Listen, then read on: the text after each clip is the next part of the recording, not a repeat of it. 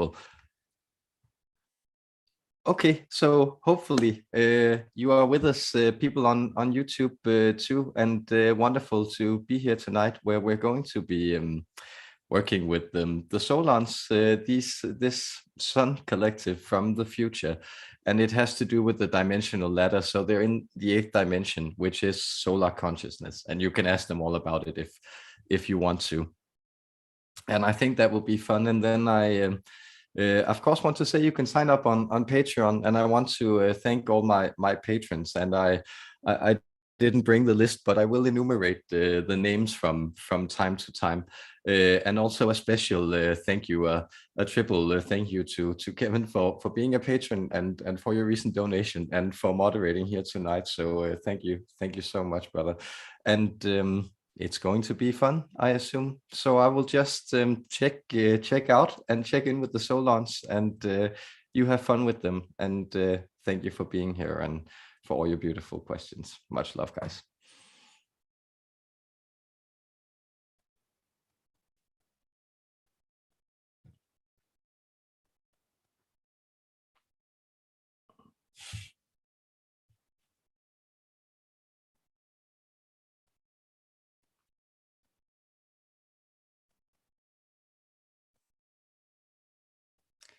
Bringing you love in this moment in time, looking to illuminate your present from the future. We join you, the Solons of the 8th dimension, evolved human beings that have moved past planetary existence and have united with the radiant etheric field of our mutual sun. We were once as you, and now we are different, and therefore we can guide you in the process of being. And we have entitled the transmission that we wish to give you this evening, Mission's End. What do we mean by this? What is implied by this statement that a mission has come to an end? And what mission are we talking about? We are talking about your personal sense of mission. Notice what mission actually means is being sent out. It means that you are carrying an errand for someone else. You are feeling, or you have felt, like there were certain tasks, burdens put upon you that you then had to perform. You had to prove yourself, and you had to find a purpose. But see, what is essentially shifting in the human collective is that this sense of determination is coming to an end. The sense that certain principles or ideas, certain societal constraints, maybe religious commands or other things that have bid human beings to live within a narrow framework and to carry out certain missions, these are coming to an end. And instead, you are facing this open situation of choice, this situation where you graft your own destiny from the problems of the past and the promises of the future. This is perhaps a confusing place to find yourself in, bathed in the naked sunlight of your own power and not quite able to wield this power in a positive and attentive way yet. But it is where you are going. This is what you are growing into. And as you come into this creation, you will feel more and more at ease and at home in the fullness of being a human being, of being you on the path to becoming, always on the path to becoming something else. Therefore, the love we transmit to you, it is meant to comfort you and to assure you that we have your best interests at heart. And as we transmit this love, we give you our assurances that we wish as well to merge with the infinite good that is all creation in its naked rays of source. Therefore, blessings to you, dear humans, as we move into this collective discovery. Peace.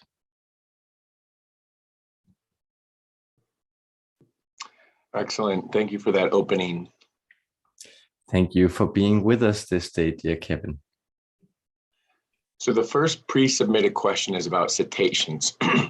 I have heard that whales and dolphins are highly evolved, more so than we are. Our local Puget Sound has resident orca whales and at least 4 other types of whales that visit here to find food. The resident pod of orcas is in steady decline. We do not hear much about the local dolphins. I live on an island on the water and know that they are often nearby. I feel deeply upset at their plight on this planet. Can you explain how whales and dolphins fit into the universe and our world? Where did they come from and where do they go on when they leave here? I wish to find joy in their existence instead of sorrow at what we have done to them in their environment. Thank you and many blessings. We thank you too for this question, and we look forward to shedding light on the cetaceans. But we would also like to comment on an attitude that is prevalent in your human collective and in so many of you at this time. That is, you speak of feeling upset at the plight of the cetaceans. This is understandable, as well, ecosystems are coming under pressure and other life forms are losing their ability to live freely without human pollution and interference, making it difficult for them to exist. But rather than feeling upset, try to feel set up. This is another way of putting the message that we are putting to you this evening, that rather than feeling like there is something gravely wrong with the situation you are in, rather feel that this problem is an offset. It is circumstances that have become so troubling that they are setting you up to do something else. They are allowing for a shift in human attitudes. And you are cultivating this shift by posing this question. You are cultivating this shift by cultivating this loving attitude towards these species of whales. It is true that in the area where you live, often these beings have also been revered by the great many peoples that have passed through these areas through the years, but they have also been hunted and considered as a food source and things to be exploited. And in that way, you may sense that you are moving into a more evolved state of appreciation of the cetacean energy. And so if you want to move past this upset, you can actually cultivate this energy. You can learn and seek to learn the messages that the cetaceans have for you. So in your case, we actually recommend, for instance, taped orca sounds. You can consider, if you are a person who enjoys also soft sounds lulling you asleep, for instance, the waves not far from your home. You can also consider listening to these whale calls and orca sounds as you sleep, because it is true there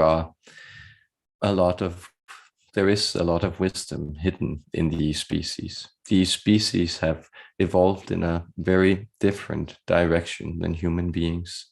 Where you were made much of earth and fire, they are much of air and water. They are of a lighter composition, and so their communiques, their vibrations, their songs also move at a slower pace, less full of breaks and stammers, and more as a long and languid song that's carried through generations as a memory and a container of their collective experience. As you begin to decipher these sounds, you will discover that many of them are ancient lore, epics of foregone times and heroes that have played an important part in orca culture, for instance, to name one of these species who transmit knowledge in this way. So you used to take much wisdom from these beings, that is, in the days of Atlantis and in the civilizations such as Mu, for instance. There was much wisdom that we all derive from communicating from these beings, with these beings, and they taught us in many ways to expand our vocabulary, to learn to heal with sound. But you can savor and preserve this wisdom by allowing yourself to learn from these beings. Know that in the area you are living, there is also changes in temperature, changes in the streams and currents of the ocean that might be bringing some of these species to seek different shores, even though they are not necessarily becoming fewer in numbers at the moment.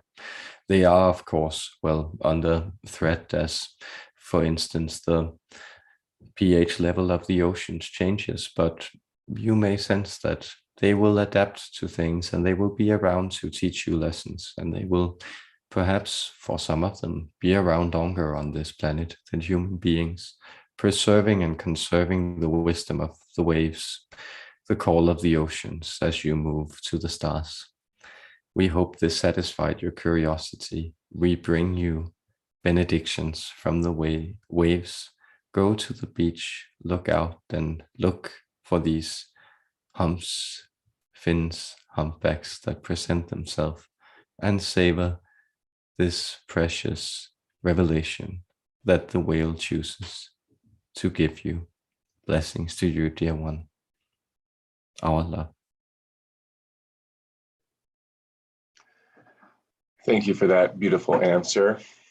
So the next question, which also comes from Sophia, states, what does equality mean in the physical plane, given people brought different karmas and abilities and degrees of remembrance with them? And how best to translate it to modern, internal, and international politics? Thank you and much love, Sophia. Yes, our friend here is asking if he could perhaps have that question read to him one more time. Yes. What does equality mean in the physical plane, given people brought different karmas and abilities and degrees of remembrance with them? And how best to translate it to modern, internal, and international politics? Yes. This is an interesting concept. Well, what was distracting the source of the translation, the voice that is giving voice to us at the moment, was that he felt it was important to underscore that the cetacean question was posed by the friend of the show, Carla. See, the reason we emphasize this point is not because it is important to us, we exist in a collective state, but rather than that, well, to remind you that the distinctions between individuals, the names that are assigned to different individuals, that, well, the origins of certain questions are assigned to the individuals where they came from. That's all important to you. And that's to say that this idea of individuality indeed is contrary in practice to the idea of equality. That is, the way that you are uniquely you is by being different, that is unequal to everyone else. It's the qualities that set you apart that make you you. And so this principle of equality, it only exists as an ideal. And the reason it exists as an ideal, the reason any ideal exists, is because it is somewhat contrary to immediate physical reality. So the reason you strive for fairness is because you have all experienced the world sometimes as harsh or unfair, cruel or uncaring to you. The reason that you strive for equality before the law is because you are aware that certain people who hold powerful positions can use structures of power to their advantage. And so the reason you strive for equality is because you are perfectly aware that there are certain differences within human beings that cannot be eliminated and will not be eliminated. So politics is not the realization of what is necessarily already there, but it's also in many ways setting up a system of collective creations to strive for things that are, well, inherently different to realize in individual existence. So you experience difference on an individual level, but politically, that is in your structures. It's very healthy that you strive for equality. That is not the same as conformity, but it is the idea that, well, as physical beings, you have certain inalienable rights. This is the revelation of the rights of man, for instance. The idea that simply by being born, there are certain circumstances that actually make you completely equal. And so even though on a mental level, on a personality level, on the level of possessions and status, on so many levels, you are unequal. You find yourself in the mere fact that you are existing as physical bodies actually completely equal. And that is why it's very meaningful to strive for these rights. So consider that what is universally good to human beings and what is universally wrong to human beings has to do with, well, partially striving for fellow good as the universal good, and partially avoiding hurting your fellow man or causing damage to their bodies. And so this speaks to the deep sense of equality that empathy actually carries forward. And so if you can remain on these different levels of existence, allowing yourself to being completely different, but also allowing yourself to being a social being, that's striving for a level of fairness and opportunity for all human beings to move into a space where fear, worry, and oppression are not things that will influence their lives, and that they can also move into a place of, let's say, expansive discovery and joyful being. We hope this has helped to shed some light on this question, and we thank you very much for this thought-provoking issue. Excellent. Thank you for that. So our next question comes from Mandy. She writes, Dear Solons, for the last 2 years, I have been trying to understand the condition that affects my nervous system. I also have found refuge, peace, and passion for all things plant-related. I spend most of my time learning about them, observing and connecting with them, most of the time more than humans. Is this part of my soul's evolution? I have also found a connection to the insects that live among them. This feels like a conscious connection. Please share with me any insights. Thank you. Yes. We would love to structure this answer also in different levels.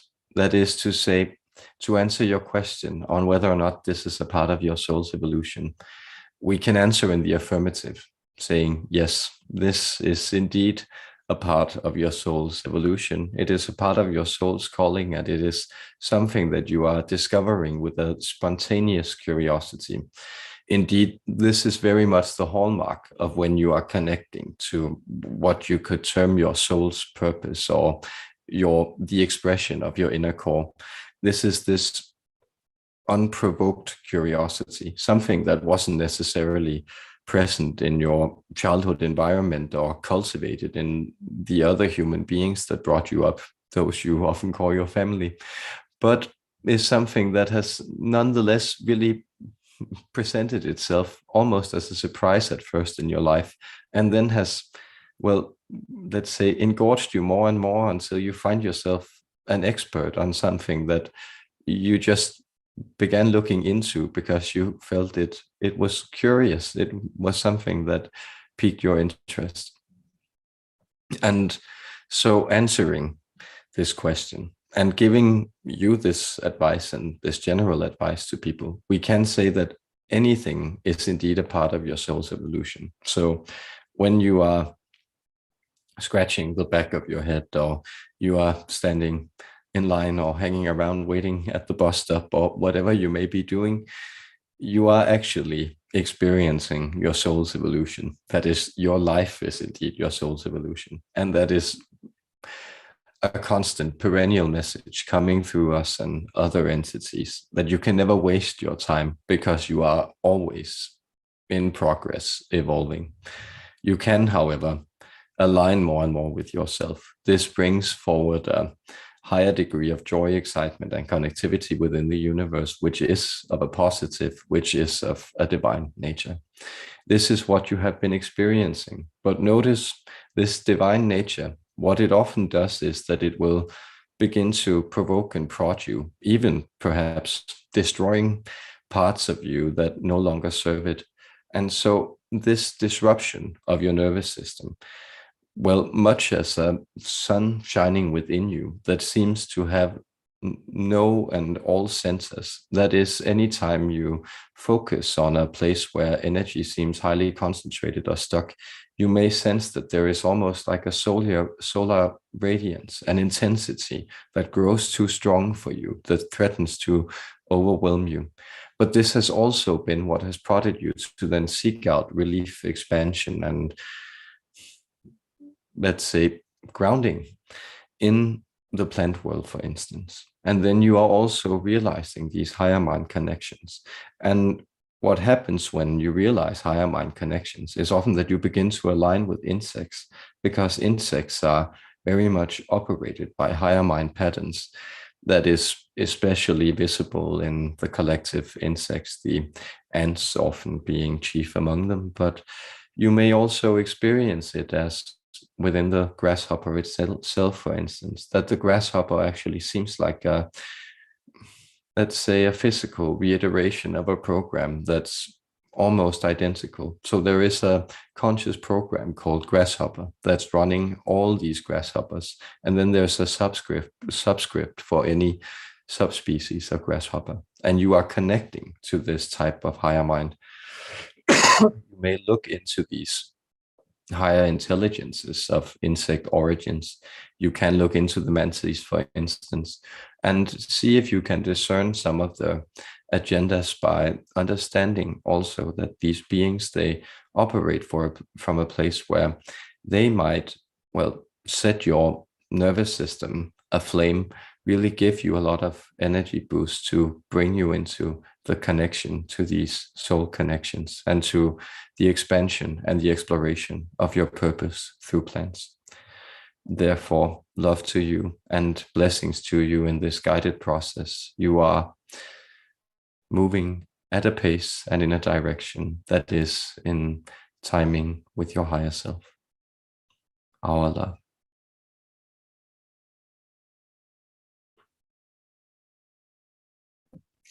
Hello, greetings, Solons. It's Salish over here. Greetings, Salish. It is a pleasure for us to be with you. Oh, likewise. Okay, for me, okay. So you exist in the 8th dimension, I believe, yes? Yes, certainly. And so if you were to approach us in human years, if we still counted things this way, we would be, from the moment we are speaking now, approximately in the year 4128. Oh, okay. Are there any aspects of myself in your dimension at this present moment? Yes, there are evolved aspects of you. There are evolved aspects of all of you, but you in particular are feeding into, let's call him the pyrotechnical division. That is, there are still certain subdivisions in the 8th dimension that you could think of as personality patterns or perhaps more archetypal patterns. And here you are sort of in the energetic transferal dimension. So what is also operating on the 8th dimensional layer of solar existence is that it is harvesting information from the solar system and transmitting it to other stars and into the major, we could call it the light cerebrum of the collected star bodies of the universe, into this divine overmind of this very universe. And here you are sort of operating these transmitting signals, picking out the type of explosions and transmissions that you want to move from the sun and into other star bodies. Okay. Okay, let me see. Am I correct, or please expand as well, that the center of the sun is the center of, and each sun communicates with the other sun, and also through the galactic black hole, which in turn connects with all the other black holes in the other galaxies and into the localized suns in the galaxies. In other words, it's a kind of a lattice, and the communications is through from the local sun into the galactic center and forward. Am I correct in what I've just stated? Yes, we are here. We are very happy that you bring forward this image to also expand upon what we were just presenting. This idea of this cerebral structure, indeed this cerebrum of the universe that has these different layers where you could think of these cores of the sun as individual neurons, and they're transmitting into the gravitational center of every galaxy. And these gravitational centers then being, well, to simplify or put it in terms that are intelligible, being so massive that they open up into a type of hyperspatial reality. And this is where these light codes of the lesser but still very dense gravitational bodies of the stars or the solar bodies, that they are then transmitted and sifted into a type of condensed code that then moves into the universal center, which exists in a type of higher dimensional void, but that you will be able to detect from your vantage point in a higher evolution, approximately 270 years from now. Okay, excellent. Thank you very much. And continuation from there, the human body has got an electromagnetic field around it. Does our sun communicate with us through this electromagnetic field via the solar flares and the solar waves that come into the earth? It does. What you have yet to discover and why you are having so many difficulties in, for instance, the regulation of what you know as mood disorders, is because you are working on the assumption that moods are generated from a material basis, but moods are generated from the magnetic field of the individual human body, or it is indeed generated from this aura, this energetic field's interaction with higher or greater energetic fields. That is, it's constantly attuning to the magnetic influx of solar rays. There is a type of reconfiguration within this. You actually use solar energy to create this shielding around you. And this shielding is primarily manifest in your experience as an elevation of mood that is simply that you feel more happy, content, at ease when this attunement is taking place from the sun. And there is of course many complex layers to this also, where you interact with the landscape, many other energy bodies, so forth and so on, also the one of the earth. However, you may notice and this is very, very evident living in the climate that you do, that is, the British weather is famously unpredictable and not too famous for its sunny disposition, so to say. And you may notice, well, this radical shift taking place where it's very, very visible that both the individual and the collective mood is highly affected by the influx of sun rays on the duration of the days. Very true indeed. Thank you very much. Thank you too. We would like to also extend our love to all of you as we thank you for the interesting questions and the examinations, the outpouring of knowledge that is going forward this day.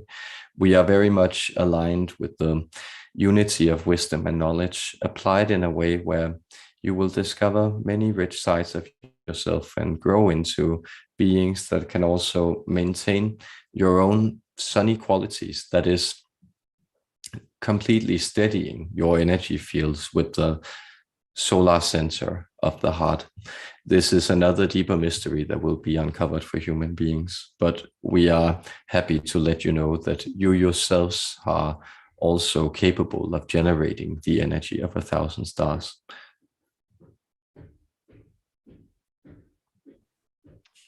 Excellent. Thank you for all of that. So I'd like to ask a couple questions myself right now. Yes, please do. So yeah, the first one, I'd like to talk about the topic of chlorine dioxide, also known as MMS, and the work of Jim Humble. So it states that MMS is an oxidizer. It kills pathogens and destroys poisons. And then when these are reduced and eliminated from the body can function in an optimal way and it can heal. So Jim has done a lot of research over the years and shown that this MMS can help, heal a wide range of things from diabetes to cancer to hepatitis, Parkinson's. The list goes on and on and on. So it's important that people do the research and that they're taking this, if they do, to heal themselves at a very low level. I think it's like 0.8 milligrams per liter or something like that. People can do their own research. But my question to you is, for those of us who want to begin to integrate this just to help clean and cleanse our bodies who don't have diseases, and just how it interacts if we use it in a proper way. Yes, it's again a very interesting question. That is, we also get to illuminate, well, the confrontation between the technical and the spiritual that is unfolding in your culture, because there is a lot of mistrust regarding certain types of cure substances, alternatives to known medicine.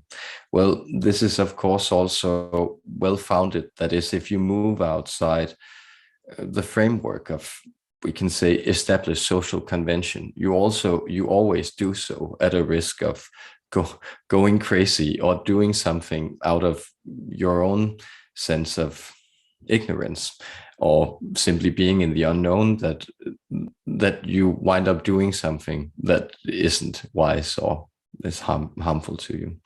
Well, having said that, we would like to say that this is a powerful permission slip that you point to. And the reason this is a powerful permission slip is because it has the vibration of clearing things out. What do we mean by this? We means that it has this chlorine vibration. You may notice that this is indeed the vital part of the molecule. As you know, this can be used as in different chemical compositions, often as a strong disinfectant, as something that kills unwanted presences in your pools, for instance, or other places. But also notice that it is a very powerful agent, that it may clear out quite undiscriminately. And as you know, it is not always helpful for a human being to not be confronted with pathogens. To give another example, you are well aware that there is a part of being a kid or growing up that's about toughening up, so to speak. That is being around other kids who don't give you preferential treatment, or where you're just part of the gang and have to work these dynamics and figure your own place in this reality. And this is something that, of course, helps the child a lot, even though child's play and children can be very cruel to each other, seen from adults' perspectives, because it's something that then makes the child capable of dealing with actual real world challenges, something that has far greater consequences later in life. And so that is why it's not necessarily for people who are already healthy or don't have particular ailments that they are aiming to rid themselves of. This is not necessarily a helpful path to go, because it's very drastic to eliminate pathogens that are to some extent actually there to also keep your body healthy. That is, if you were to take some kind of miracle cure that would instantly kill all the bacteria in your system, you would find yourself dead shortly after. There are a lot of foreign bodies in your being that actually need to exist there, and they actually need to provoke and prod it to keep it alive, to stir it, and to make its vitality constantly adaptive.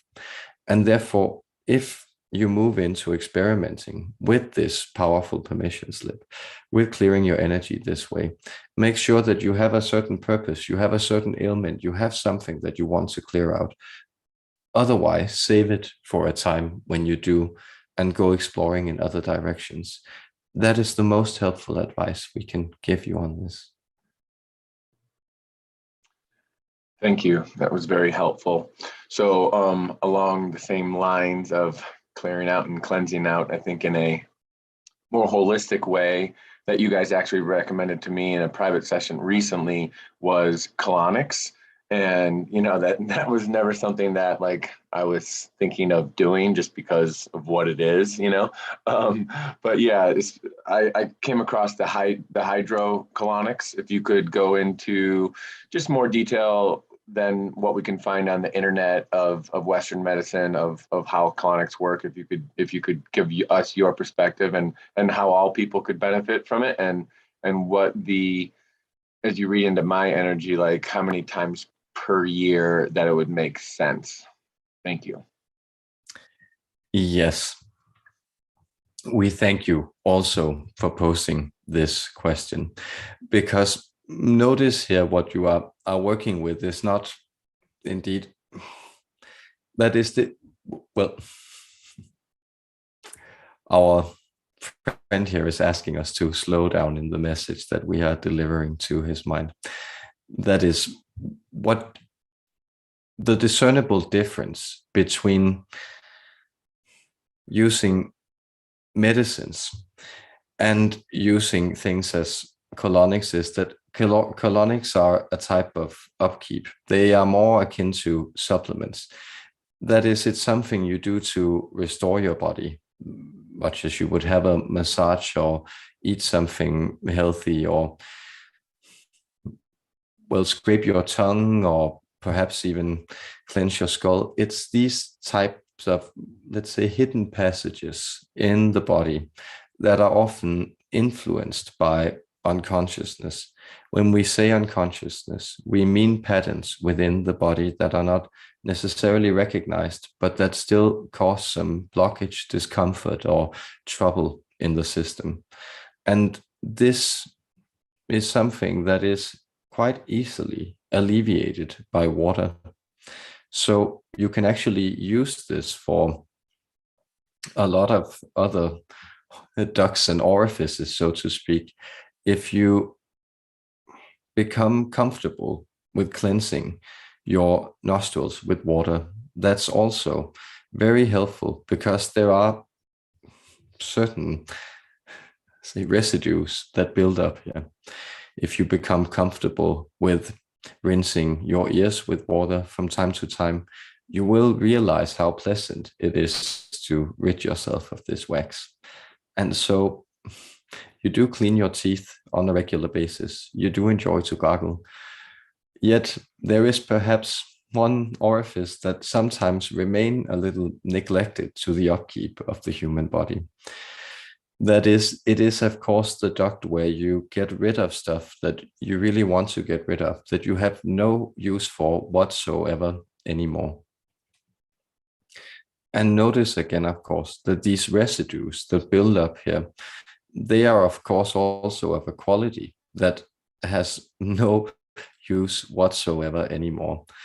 And it is indeed this that you have the opportunity to clear out with a full colonic. There is also a compression taking place in this colon area, and you get that expansion. You bring back this area of the lower chakras and the whole digestive system to consciousness, and you remove these negative vibrations of dense matter. If you have ever been in a house where there is, well, old stale air, perhaps the smell of dirt and, well, other unpleasantries, you will notice how negatively the energy affects you, how unpleasant it is to be in there. And well, much of that residue is actually the usual state of many, many people's colons, except far worse. And here, simply just having that spring cleaning, we could say, is very, very helpful for you. And we would say, as a person who we are addressing you here personally, dear Kevin, as a person who enjoys also experimenting with these, let's say, heightening of consciousness by tending to yourself and doing cleanses, this will be an interesting surprise to you to feel the radical shift in mood that will actually come from having a lot of this residue and these toxins flushed out. We do, however, recommend that you do not turn this into, well, perhaps at most biannual practice. That is, you will begin to disturb the microbes and the balances in your colons if you do this too regularly. And it will be helpful to have these almost ancient residues cleaned out and then actually allow for the passage of perhaps, yes, 20, 30 months before you move into having another one. And we hope that this served you in our explanation. Yes, that was great. And hopefully it helped many others too. So quick question, clarification on you said biannually. And to me, that translates to 2 times per year. And then you said 20 to 30 months, which translates to like about 2 years. So could you just restate that? Yeah. Yes, we certainly could, because we meant every second year. Yes. Thank you for that. And then just, as you mentioned, cleaning out the ears, I, on occasion, will use a little bit, maybe like a cap's full of hydrogen peroxide in my ear to clean my wax. I'll just turn over on one side and pour it in, and then it'll like bubble, and it'll feel very weird and awkward, but also kind of pleasurable at the same time as it clears that out. Is that an okay system to clean the wax out of the ear as long as you don't put too much down there? Yes, our friend here is thanking you for this question, because he has also found that it's a very pleasurable experience, but that it may also seem like a little too much or something. It's a very strong substance to, let's say, put into a place that is so gentle as the inner ear. But yes, it's perfectly fine. We do recommend that you only do this, well, every 6 weeks or so, no more than that, as you may risk up scarring your eardrums. But in general, it is something that you can undertake, and you can relish that bubbly feeling and the clearing out and the restoration of your sense of sound. Okay, great. And then the final little detail here, going back to the chlorine dioxide, if I used it just as a mouthwash, I've had some gum issues over the years, and they're healing and doing better. But if I just use it as a mouthwash, does that resonate to work? And even if I only do it like twice a week, does that make sense for my system and my mouth? It does. We recommend that you combine it with tongue scraping, for instance, for the same reasons that we put forward, though for perhaps, of course, the state of the tongue is slightly more distasteful than the state of the colon. Then it is still also the case that there might be, let's say, ancient microbes and other cultures that want to be cleared out. And we sense twice weekly or every other or every third day would be helpful to you, but then take a break. So only repeat this for 5 times at the most, and then that is 15 days, and then skipping for approximately a week, or say skip a cycle. So you do it 6 days afterwards again, and there you can experiment with that. Great, thank you. All of that was super helpful. So I'm going to read one more question typed in from Mandy, and then we're going to have Anson hop on, and then I'm going to go over to the YouTube questions. Wonderful. So Mandy, thank you. Yes, great. Mandy writes, I read a headline yesterday that the Earth's core is rapidly cooling. Is this true? If so, can you share with us the reason and implications for this? Well, it is, but rapidly is a strong term. That is, when humans think of rapidly, that is the present day humans, the ones we are addressing, you often think of right now. And well, the implications are, rather than Earth will turn into a type of giant cold iron orb before you know it, but well, before you know it is still millions and millions of years into the future. But you may sense that there is a type of homeostasis at work, at that the planet is receiving more energy on the outside, and therefore it is cooling on the inside, because this thermal process actually relied for a greater contrast between warm and cold. That is, as the Earth's core or surface layers gradually heat, this is actually these smaller, no, this smaller increase in temperature is actually causing the core to cool at a far more rapid pace. But it is not something that you need to worry about at present. That is, you will move away from this planet, and this planet will accommodate quite a few ascension projects after you also, before it moves into this ionized state.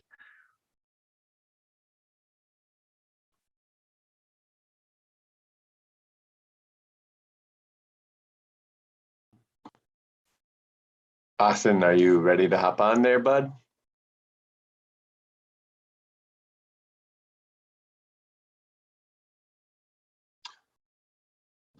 Okay, well, I will start on the YouTube questions, and then if Austin wants to hop back on in a minute or so, we can do that. Wonderful, Kevin.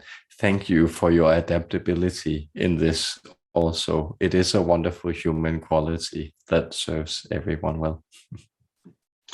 Awesome, thanks.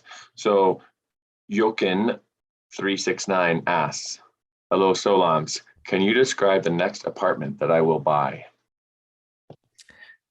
Well, we could, but that would take the fun out of it, wouldn't it? That is, there's an element of free choice at play here.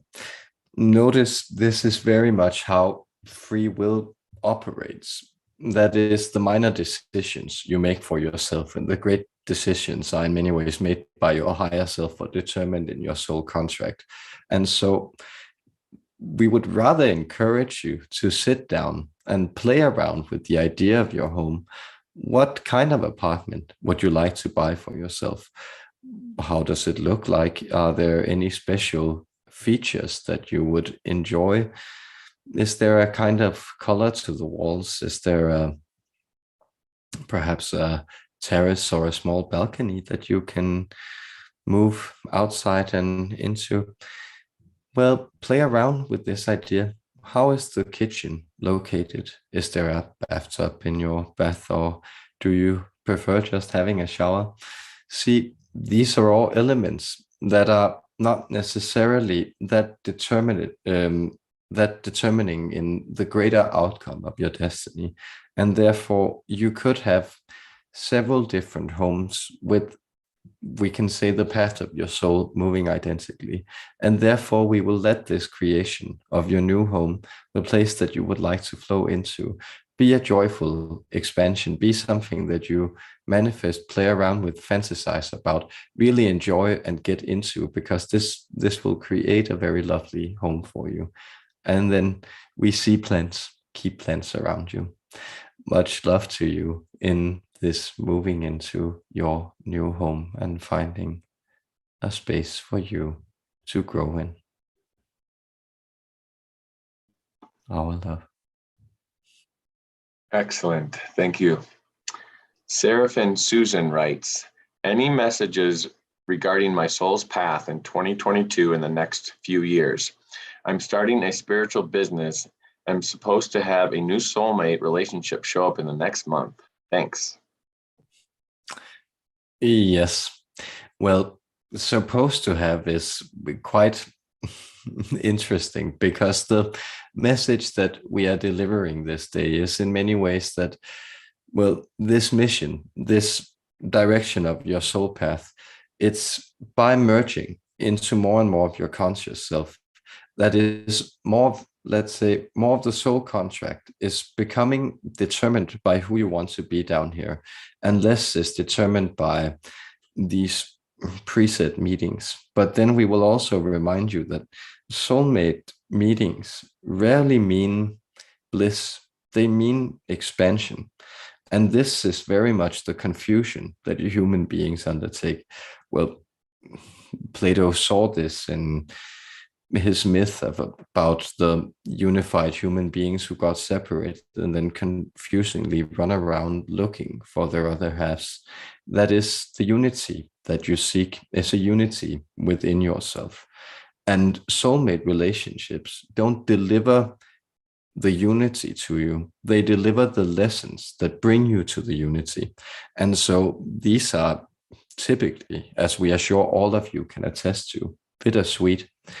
There is perhaps much love to share. There is many expansions to be had. There are wonderful things to discover about another person. But there are also things about being a human being and being attached to someone else and having, well, these relational dramas or simply relational configurations play out in front of you in your relationship to another human being. This is a difficult task, and therefore allow yourself to move into this space not with an idea of what will happen. I need assurance that I'm on the right path, but rather be curious about the turning of the pages and then realize that you are indeed writing that book.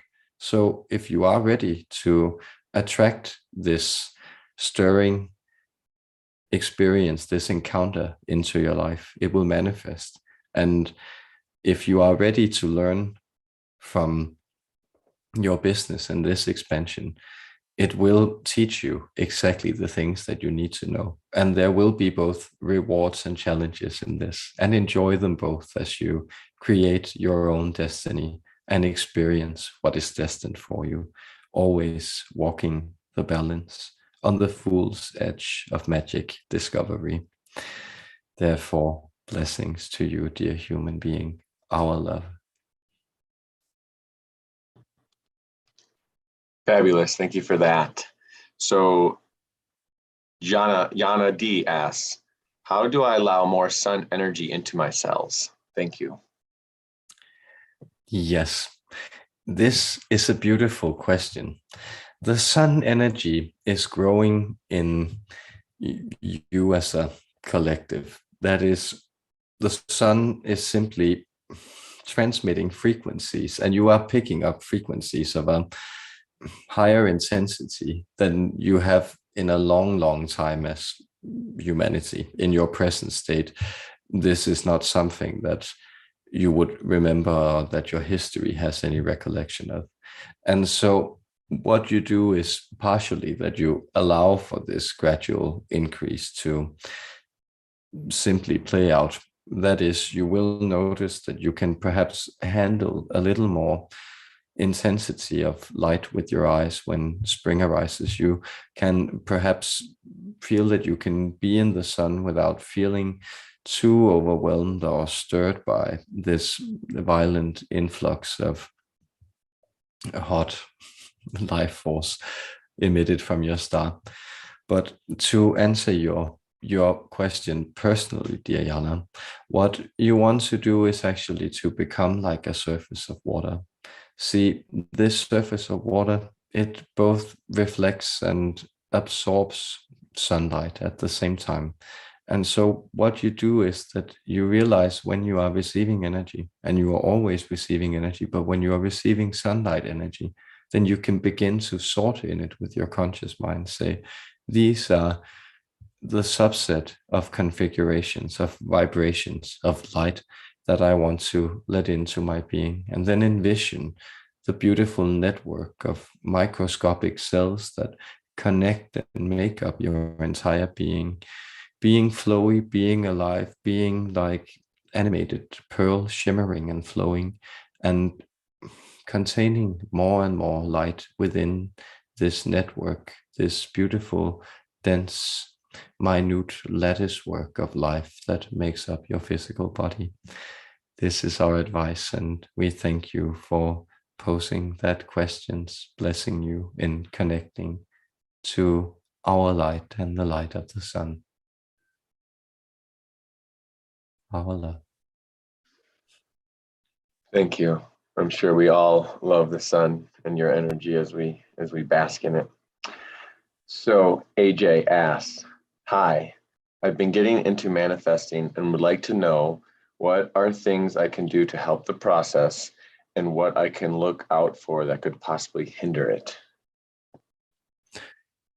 Yes, what we can say, this is actually, well, both answers can be contained into one, and that is to cultivate your concentration.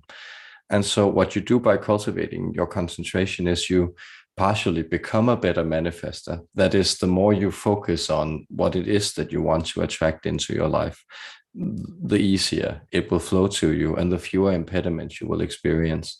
But it also has to do with the discernment of what it is you want to manifest. So if you are, we are not speaking to you personally here, but simply putting forward a slightly comical example. But if you are trying to both become a millionaire and grow a new set of hair, and you want to become famous, and you would also like to be adored by the other sex, and chances are that this will not happen. But if you dedicate yourself to saying, well, I want to see incremental change in, and I want to actually follow this process, not because of necessarily the reward of manifestation, but because I want to cultivate this joy of playing around with my conscious effort by my ability to manifest. So focusing on the joy of manifestation rather than the object of manifestation is actually an interesting slide of focus that helps you create so much more of what you want to manifest. And then choose one object and then actually allow yourself to focus on how you attract that energy, how you focus on things that you surround that are positive with that object, what this may grant you access to. So that is to say, if you want to manifest money, this is a very, very common thing in human beings at your present state. That is, then notice all the things that you will actually use money for. Focus on creating those things, pour focus into them. Repeat that idea that if it's because there's a place you would like to visit and you would like to have a certain level of comfort as you do so, then keep envisioning that, realizing that it's a manifestation process that's bringing you joy. You're constantly dancing around the object of your manifestation, much as a rain dance is a way of moving around the central axis of the universe to provoke the heavens to open. This, we hope, is a way that you can learn to dance around the object, pouring great focus on all that surrounds it until it itself comes in and fills out that center you have created for it to be able to move into. Blessings in this endeavor, and may many interesting things come from your manifestations. Our love. Great, thank you for that. So Devante444 asks, hello and warm greetings, Mas and Solons. I'm becoming aware of the energies and beings around me. Can you tell me what are the downloads that I'm receiving in translation to spiritual abilities? Yes, because we would rather not go into too much specific detail around the downloads. That is much of what is going on at present, is that your spiritual abilities are moving into the exact challenge of presenting these downloads to you to unwrap. So that is, as you have also been reminded before, and as you have experienced in this quite fast and rapid expansion process, you are noticing that you have this ability to connect, very akin to the being that we are coming through now, though of course with your own vibration and your own set of callings and excitements within this. You may discover that these downloads will be very vivid and clear to you as you allow yourself to unpack them. And so this is essentially the scrying ability, the divining ability, this oracle sight, you could call it, that's growing within you. And the best thing you can do is to play around with it at present. Try to record messages as they move through you. Try to put them down in drawings, words, symbols, whatever is presented on your inner screen. Try to give it an expression in the outer world, and well, observe it yourself, and even better, share it with people who you feel comfortable in perhaps divulging and sharing this part of yourself with. And there, much clarity you will derive from the information and the downloads that are being offered to you. So we hate to spoil the messages or the surprise by unwrapping these gifts for you. Our love. Excellent. Thank you for that. So next question comes from Beauty Joan 03. I feel the energy through back of my spine. Can you help me to work with my Kundalini energy to be awakened? Well, if you already feel it, it is already awakened. And so it is already working with you. And we can't really offer you that much that other than this advice. That is, the Kundalini energy, once it is awakened, it will run its course. And there is simply no other solution than going with the flow. There are, of course, ways where you can work on grounding this process. That is, being kind to yourself, moving into nature, accepting the fatigue, all the symptoms, so forth and so on. These are things that you can ride with, but allow yourself to simply experience these energy symptoms, sit down, focus on them, and there the energy will grow. And this will begin to prod and provoke the senses within you that have already invited this experience in, and because they feel ready to be purified, clarified, and brought into awareness. So we will simply bring you that very loving consolation that you are already in this process. You are already feeling the energy. So simply focus on it and be patient with the path that it is opening for you. And you can, in order to make this more vivid for yourself and to take the advice, you can begin to take notes on this process. Where is the energy moving? What does it seem to stir physically in your body?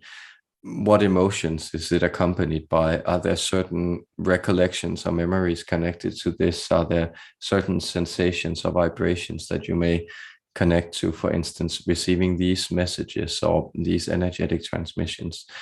How is it affecting you in the moment? And there, from that observation, watch how it expands and moves with rippling force into your life to transform everything this feathered serpent does. Blessings to you on your path, dear one. Our love.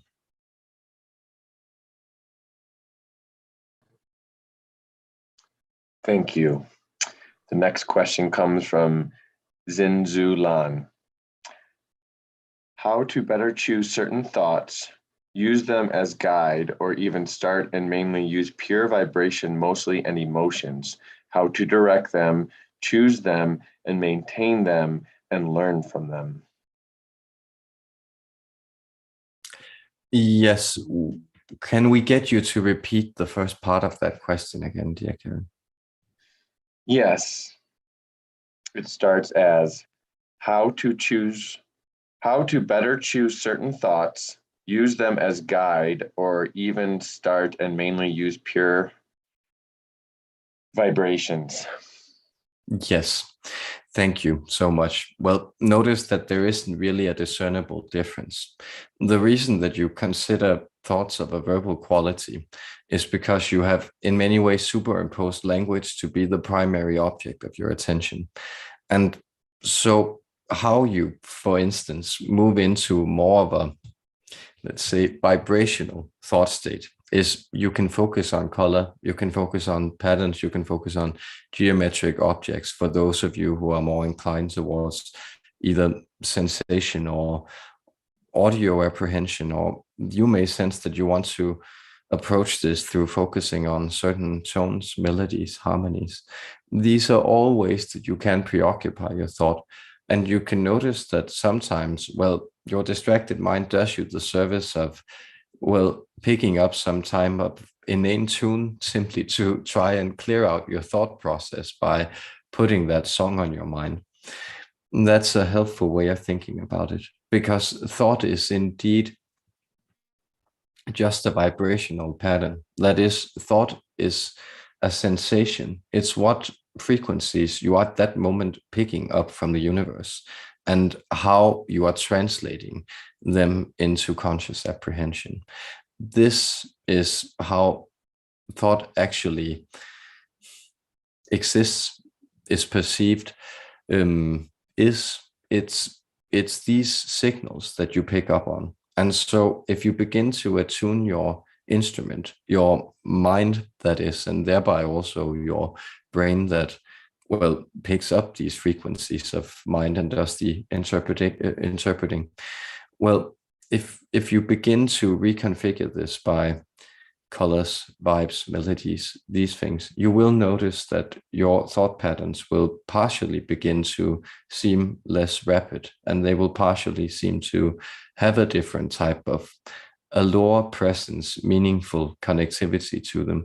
That is, they will begin to be more akin to the quality of second sight and less to the quality of neurotic compulsive thought. So simply think of a few of your favorite things and think of them more in abstract, such as color and shape, rather than content. Thank you for this beautiful question. May many happy thoughts move through your mind.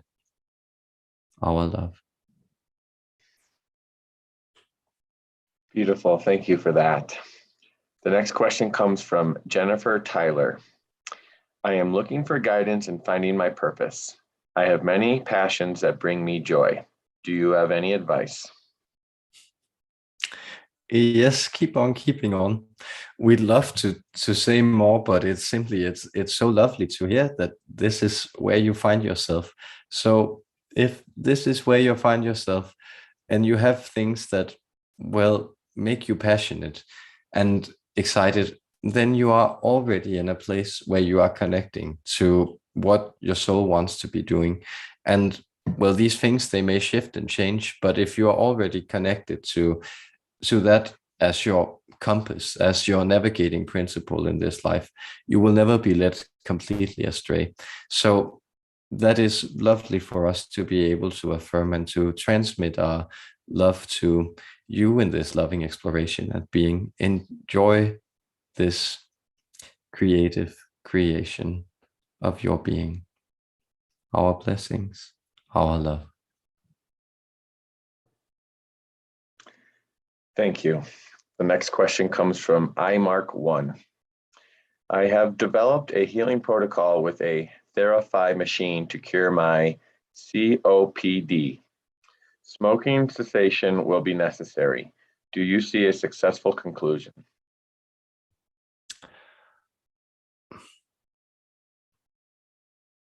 Well, we would rather give you the answer, results unknown. That is, no matter what we say to you here, we will remove your agency in this. And this is indeed what you are aiming to discover.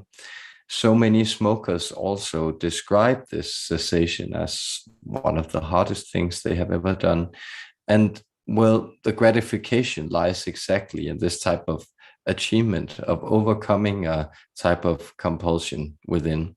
So do not in any sense interpret our answer in the negative. but rather to see this as an encouragement to know that you are able to do with your life as you see fit. And if you have already set yourself out to rid yourself of a habit that you feel does not serve you and will harms your well-being, then you may also feel that you are perfectly capable of doing this, our dear friend.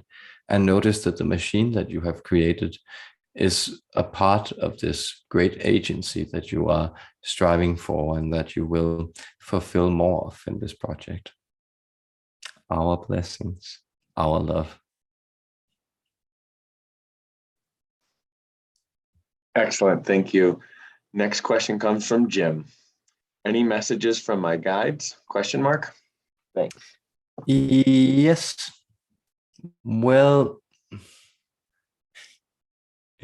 there is someone here who's saying bingy bongy, bingy bong, and this is it actually speaks to drumming. So it's someone who's wanting you to bring some rhythm into your life, and it kind of looks like one of these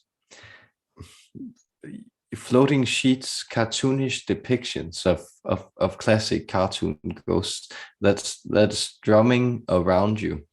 And this is, well, they are saying there's a rhythm that you may have forgotten that has to do with a certain gyration of your existence, a certain moving to the beat and the drum of life, a certain striking a rhythm out of things. And this is something that you may want to explore. It's actually the place that will bring your soul a lot of happiness, to really go into the rhythm of things, to discover the ghost of the bingy bong, and to allow to dance along with this aspect of your being as well. That is the message that we can transmit to you, dear Jim. Our blessings, our love.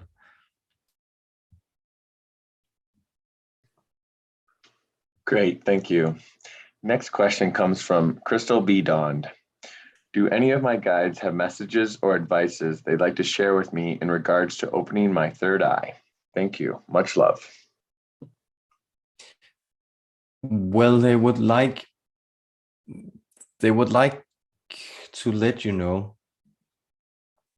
that you may sense the impediments that present itself. That is, the wanting to open your third eye is often a result of feeling at a loss for clarity, and that is wanting to attain a type of clear vision. But you may want to ask yourself, well, where is the obscurity in my life? What is obscuring this clarity? Because your third eye is, in a sense, already open. That is, your third eye is what channels the etheric information of yourself into your physical conscious mind. And this is already happening, but there are certain obscurities within mind itself also, we can say certain protective mechanisms that shield you from dealing with too much of this input. And if you want to obtain more of it, you have to remain the obscurities. You have to ask yourself, what is it that I believe may be preventing me from clear sight? And it might actually be, well, wanting to obtain clear sight itself. That is the advice that your guides want to transmit to you, is that, well, everything in perfect timing, dear Crystal. So they are saying that, well, the reason that it's not open right now is that there are some other more fundamental things that they would also like you to address. And then all these other things will also follow in time. So don't fret, don't worry, don't panic. The third eye will open the way and when it wants to open.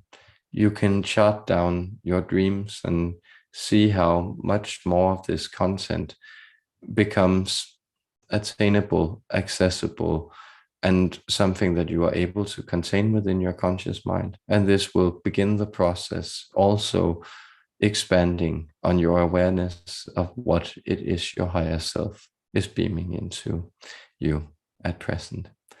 Our blessings, our love. Thank you. The next question comes from Rem Knock. Hi, this is Steve F. I'd like to ask for any messages for me from my higher self that would be beneficial to the group. Thank you. Yes, thank you for this double perspective. Well, you might want to chill a little. That's the opposite energy of the solar influx that you are receiving this day. It's also this ability to cool yourself. There are, of course, certain physical techniques such as the Sitali breath that is much akin to, well, that is actually breathing through your folded tongue in the middle, but you can also pant like a dog. You can actually use this technique for decooling yourself, for allowing for increased ventilation of an overheated system. And so the more you can allow for this chill to move in, this slight sense of, if not petrification, then at least slowness, almost dullness in movement, because this, well, is a type of antidote. This encourages patience. And as you encourage patience, what you realize is actually that so many things are shifting so rapidly that it is actually just for you to keep up. And the best way to keep up is to chill and regulate the influx of heat. Here we are, of course, using heat as a type of metaphor for all the spiritual stimulation, the incoming energies you have experienced. And we wish that you may feel also allowing in grounding these energies into a, let's say, more languid or concerned state, feeling cool, calm, and collected. Our blessings, our love. Great, thank you for that. So I'm gonna do one more from the YouTube here from Chuck Miller, and then I'm gonna pop back over to the Zoom and say Leisha's gonna pop back on. So Chuck asks, hello, is there a message from my higher self for me? Well, the message that your higher self would like to transmit to you, and this is simply a reminder, is that you are, in the sense, the message of the higher self for you. That is, it's this type of manifold of object-subject experience which you are having as a human being, as an incarnate being, is actually, well, the higher self dividing itself into a visible and an invisible part to be able to then understand more of its being as it plays hide and seek through different experiences, lifetimes, discovering more and more of itself. And this is where you are at. This is what your higher self wants to remind you, that, well, all the things you have went through, they have brought you to this point. And this point is this type of reset button. This is a place where it's asking you, what do you want? Is there something that you feel is missing? Is there something, not necessarily in your perspective, but that you want to create in your life? Is there something that you feel can be added to the world that is calling for you to add it? And this is the type of addendum. This is the type of surplus that your higher self is encouraging you to add to the world. That is the message, and we transmit blessings and love from your higher self and from us.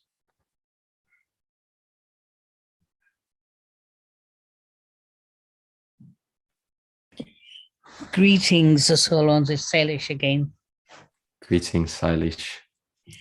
Okay, more on a personal level. What is my soul path and purpose? Well, a lot of it has already played out. So a lot of what you came to do in this lifetime was to clear out certain negative karma, also use the term residues to make this more approachable. That is, you may sense that you have carried some heaviness from lifetime to lifetime, and that has been cleared out in the purpose of this lifetime. And so you are also seeing that you are also aligning with this message. You are also coming into a place where you now get to rewrite and reconfigure the code for the rest of this lifetime. But much of it has been we can say, a lifetime of restitution. That is, there's a type of crash landing in your being where many intensities, many explorations, many, we can say, if not violent, then very animate energy, stirring rambunctious energies that you have played out in past lifetimes, they have been needed to be cleared out and accumulated,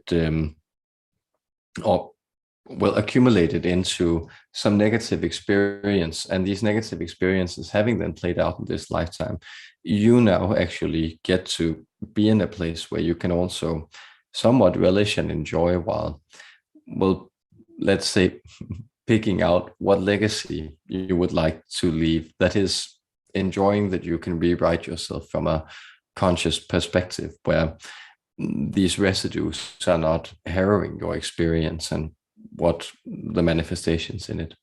So this is your soul path, and it is interesting now that it is in many ways finished and you have the opportunity to begin anew.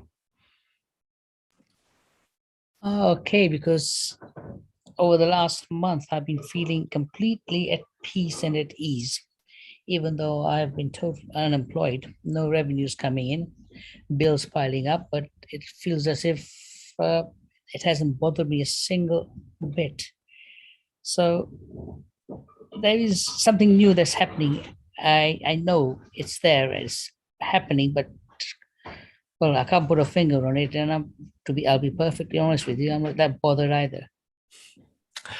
See, this is quite beautiful because, of course, the state of peace, this state of serenity, of fulfillment, it reveals itself as a weird contrast to what has fallen away. The realization that, well, here's a phenomenon that usually threatens my sense of survival, a bill coming in that I'm not quite sure how will be met with, well, let's say, matching income. And well, you are aware now with perfect confidence that you have been through so much in this lifetime, in many lifetimes, that this will not be the thing that topples anything. This will rather be a situation that will resolve itself.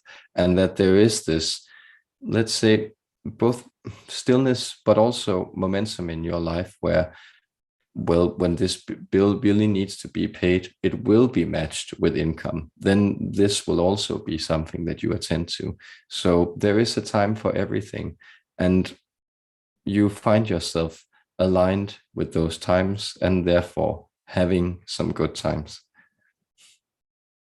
Okay, so this is part of the question. Are there any aspects of myself which I'm aligning a lot more to, or are trying to get in touch with me? Well, you may sense, as you were also asking about your aspects in our civilization or expression, that this, what we call the pyrotechnical division, or these more energy grafting aspects of you, is something, or those are something that are really expanding in your being. And these hail back to, let's say, a type of purification of your spiritual practice. So you may sense that what you have partially been making amends for in this life is also some dabbling in the dark arts, and we could say unfortunate wizardry that you have practiced in other lifetimes. And now that you have made amends, you may actually notice that this type of wizardry, sorcery, it's growing within you. You are feeling more and more called to cultivate more of these energetic intensities and use them and apply them in your life. And that's why you may also sense this transformative power really growing within you, that things are shifting, changing, falling into place by your orchestration in many ways. I just ended it. Thank God I didn't have this wizardry and sorcery 10 years ago. Otherwise, I'd be in a real mess right now. Thank you very much. Our blessings, our love, and indeed the higher self and the divine has a way to figure these things out to not make too many dark powers accessible to people who may not want to wield them for good. So you have reached this stage of maturity, and by reaching this stage of maturity, your potency is also growing. So these gifts are being handed to you because you are ready to receive them. That is also the love that we would like to affirm coming into your life. Thank you very much indeed. Talk to you soon. Okay, so we're around the 90-minute mark. So the plan was going to be I was going to just do 2 more from the Zoom, one from Mandy and then one from myself, and then you can do a closing message after that. Does that sound good? Yes, that sounds like a wonderful plan, dear Kevin. And the vessel is affirming he is also very content with it. Great. So Mandy writes, I just wanted to ask the Solons if there are any messages from my past loved ones or guides. Well, we know, well, the reason we are laughing is we are also trying to not let the translator, the channeler, disturb this message. It's because he often gets this past loved ones or deceased relatives question. And the message coming through from them is always, well, we love you. We're grateful for the time we spent together. Know that, well, the things that I did wrong, I regret, but I also feel that, well, if I had been able to be and see what I am in now, and from my vantage point in these serene and illuminated, loving realities where everything is explained, well, I would have been so. But I will see you again on the other side, and we will unite in this sublime love that we shared and that we both remembered in the lifetimes that we had together. This is the message from your past loved ones. This is the message from all past loved ones. And this is, of course, because, well, they pass into the part of them that passes into infinity is the ascended part. And the rest is sort of stuck behind in material reality. And with any luck, it doesn't ruminate. It doesn't turn into what you know as ghosts and poltergeists and haunting entities, but rather it escapes back to the light. And there they only have this deep, illuminated, explained love for you. And that's then also to say your guides also have this deep, illuminated, explained love for you. But they are saying to remember that there is a set of keys to every door that needs to be unlocked. To every lock, there is also a keymate that fits it correctly. I know that you are learning to discern both the locks and the keys, and you have actually gathered quite a large selection of locks.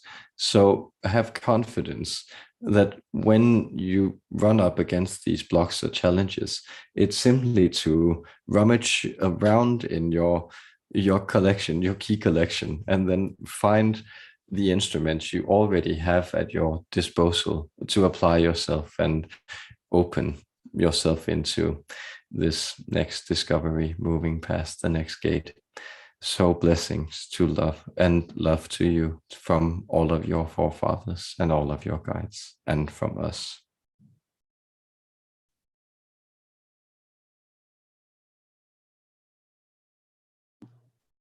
Great, thank you.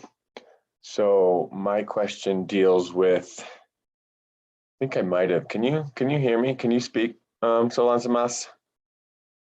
I think I need to ask to unmute you because I muted you on accident. So I think you need to do it. Sorry. Yes. Are you hearing us now, dear Kevin? Yes, we can all hear you. Sorry about that. I muted you as opposed to unmuting me. So my question deals. Yeah. No harm, no foul, dear Kevin. Thanks. I like that saying. So I want to just discuss as we age, just doing something new. So yesterday I went cross country skiing, and I don't need to have this question and answer directed towards me. I think it's more towards what people can benefit from the group. It could be a sport, it could be knitting, it could be a board game, but just the process of the body and the brain creating new neural networks as we age, and just the importance of just trying new things. Yes, it's a very beautiful question. And we can say very, very few of you interact with these messages because you like what's old, tried and true. That is, you all have this instinct to also explore what's novel. That is, you have a childlike attraction toward what's new, the presents that the world is handing you are something that you are still keen to unwrap. And the best way to do this, or to remind yourself of to do this, is to play. And play, of course, has many manifestations. You can interpret this term in a wide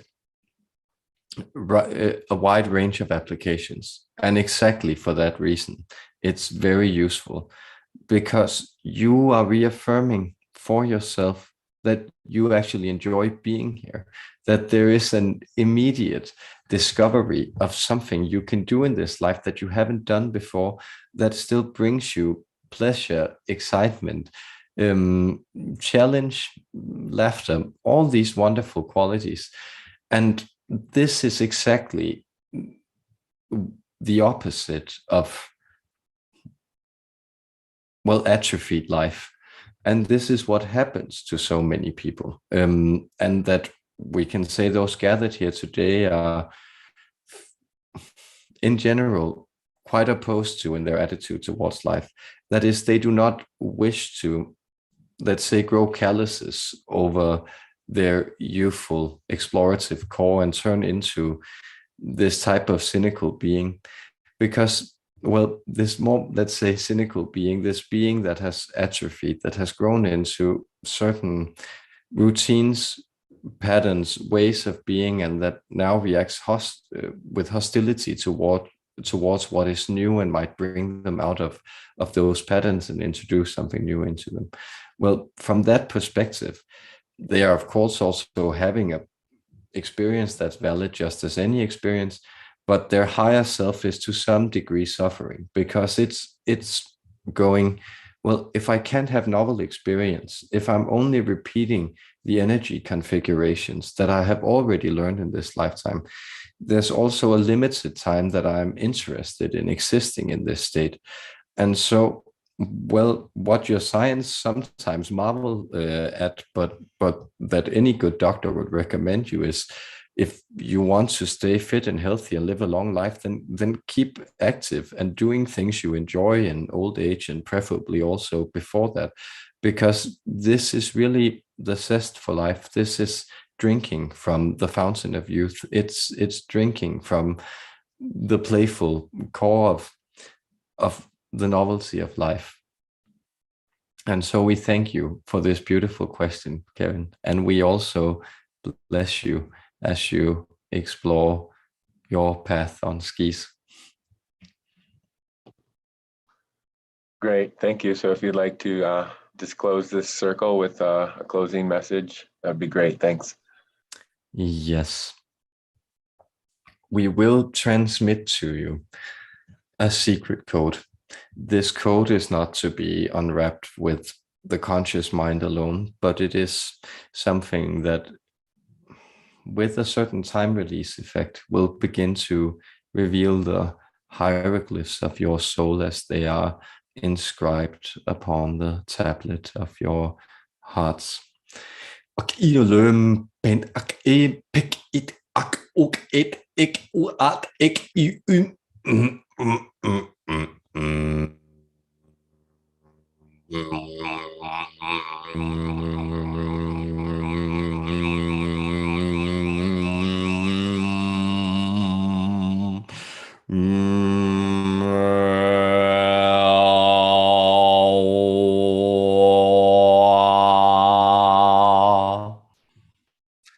Dear human beings, light is sound, sound is information, information is how the world is built, and the world was built with love, it was built with connection.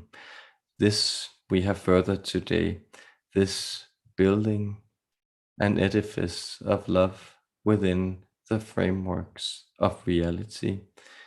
This we have partaken in as a collective, we the Solons, you gathered here, and our shared humanity that we have explored and expanded.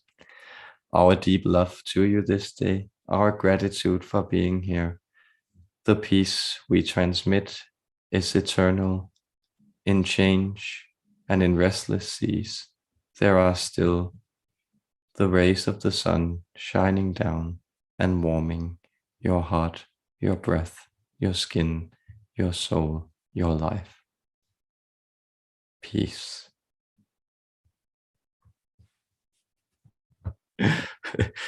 I felt that was an intense energy today, guys, but it was really interesting.